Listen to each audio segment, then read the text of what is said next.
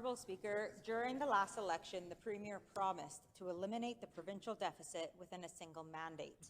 We are halfway through the government's mandate, and according to a CBC article that I table now, the Canoe government does not appear to be making any actual headway toward eliminating future deficits.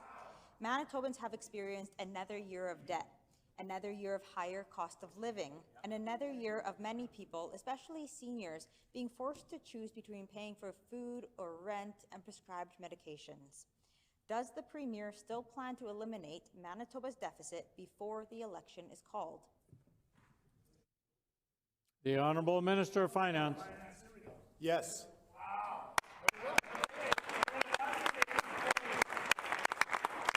Really appreciate the opportunity to speak to the important work that we're doing in returning fiscal responsibility to Manitoba after 7.5 years of mismanagement under the PCs. One thing that we're really proud of, PCs left Manitobans with a $2 billion deficit hole. What do we do in 1 year? What do we see reflected in recent public accounts? Order, please.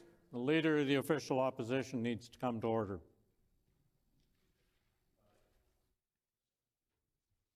The Honourable Minister of Finance. Thank you, Honourable Speaker. I'm very proud that we took the $2 billion deficit that the PCs left Manitobans and we cut it by 42% in 1 year.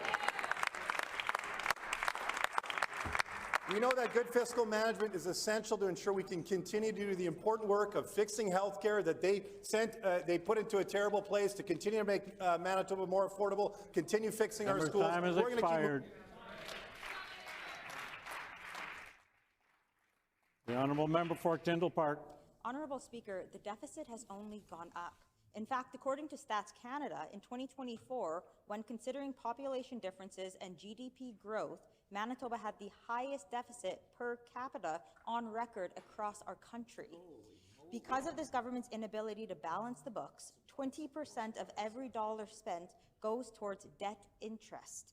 This is awful, considering this money could go towards healthcare or housing, just as examples. Will this Finance Minister explain to Manitobans how the Premier's promise to eliminate the deficit in this government's first mandate can possibly still be achieved at this point? The Honourable Minister of Finance. Honourable Speaker, I do appreciate the important question about fiscal responsibility. Again, something we didn't see for many years under the former government. In 1 year, we took the $2 billion deficit that they left us, and we've reduced that by 42%. That's real progress. And we're going to continue to do that important work of ensuring that we deliver on our commitment to Manitobans to deliver a balanced budget in the final year of our mandate, and we're doing that through good fiscal planning. And while we do it, Honourable Speaker, we're maintaining great relationships with credit rating agencies and investors, and I'm very proud that Moody's, DBRS, and S&P all reaffirmed our credit rating and gave us a stable outlook. That's an independent verification that we are doing the good work of bringing Manitoba back to stable fiscal footing. The Honourable Member for Tyndall Park on a final supplementary question. Honourable Speaker, Manitoba's debt has only been growing under this NDP government. According to the same CBC article I tabled earlier, Manitoba is underperforming. The province is not creating jobs very quickly, and the growth of full-time employment in Manitoba has been sluggish since the NDP was elected, despite what they say. This government is shouldering a burden of deficit that neither it nor Manitobans can carry.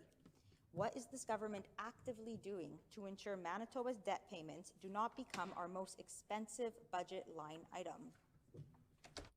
The Honourable Minister of Finance. Thank you, Honourable Speaker. Again, not only are we working on the fiscal mess that the members opposite left Manitobans, again, making great progress in reducing the deficit, we're also building Manitoba. 25,000 jobs created in 2 years in government.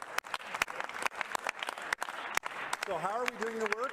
Again, we're bringing good fiscal management, transparency and accountability, and finally some fiscal planning, which Manitobans hadn't seen for years. But also, of course, we're growing Manitoba. And in our last budget, we were really proud to bring in a budget that saw that we are going to build a stronger Manitoba with a $3.7 billion capital plan, building PCHs, schools, the energy infrastructure that for years the members opposite failed to deliver on. They took Manitoba backwards. We're going to keep moving Manitoba ahead.